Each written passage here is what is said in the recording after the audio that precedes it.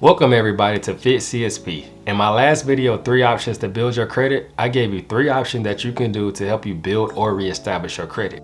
In this video, I want to give you 2 more options that might be helpful to you as well.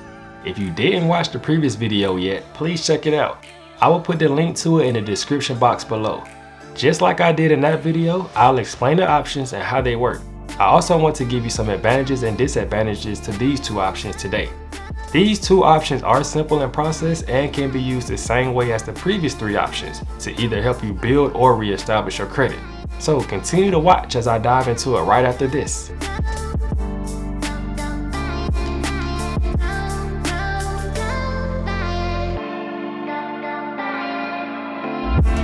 Before I get started, my name is Austin, and what I like to do here is give motivation and advice on how to become financially independent.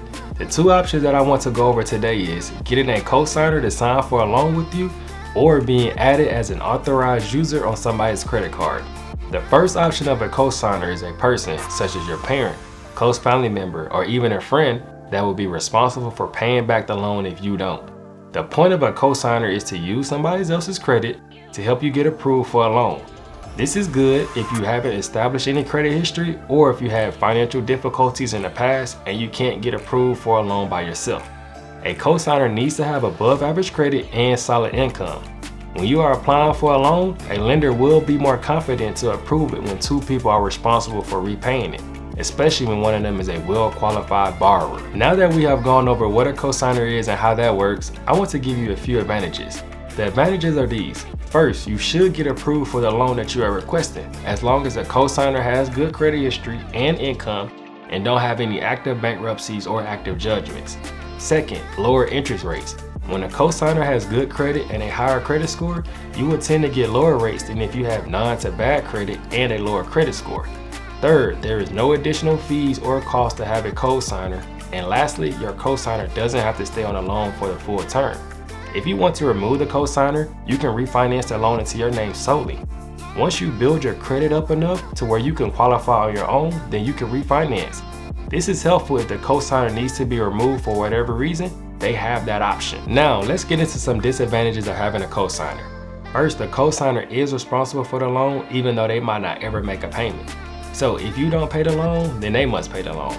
Second, the loan will report to both you and your cosigner's credit report. If the cosigner wants to apply for a separate loan on their own, the lender can see that they co-signed for a loan and might make them pay it off or remove themselves before they can qualify for any additional loans on their own. When a person co-signs, they need to make sure that they have sufficient income and good credit, that an additional loan on their credit won't hinder them from applying for something else on their own later on. Third, missed or late payments will affect both you and the cosigner. As a cosigner, your credit will suffer if you aren't able or willing to repay the loan and the initial borrower defaults. It's like you applied and took out the loan yourself. The lenders will report missed payments to the credit bureaus if the loan isn't paid, and previous strong credit history will suffer. That's it for the advantages and disadvantages of a cosigner. Now, let's get into the second and last option for today, which is being added as an authorized user on somebody's credit card.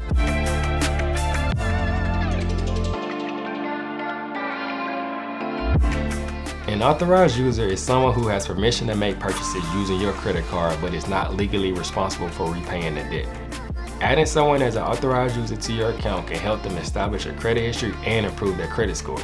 So if you know somebody who has a credit card that is willing to add you as an authorized user, then this will be a quick and easy option to help you build your credit fast. Just like a cosigner, there are some advantages and disadvantages to being an authorized user. I will first go over some advantages. First, your credit won't get pulled to be added. When you are being added as an authorized user, you won't have to get your credit pulled to be added. Second, that person's full payment history for that card will report on your credit report. When you are added to that person's credit card, you will get the full payment history reported to your credit report. So if they had that card for 3 years, then you will get 3 years worth of payment history reported. Normally within 30 days they will report. Third, you aren't legally responsible to pay the debt. You won't have to make any payments on the card. However, you still want to make sure the primary person is making on-time payments or else your credit will suffer. Now, on to the disadvantages. First, missed payments will affect your credit score.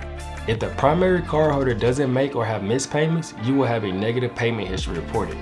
Since you aren't legally responsible, you don't have to make payments, but you might have to keep a good payment history if the primary misses a payment. Second, high balances can affect your credit score.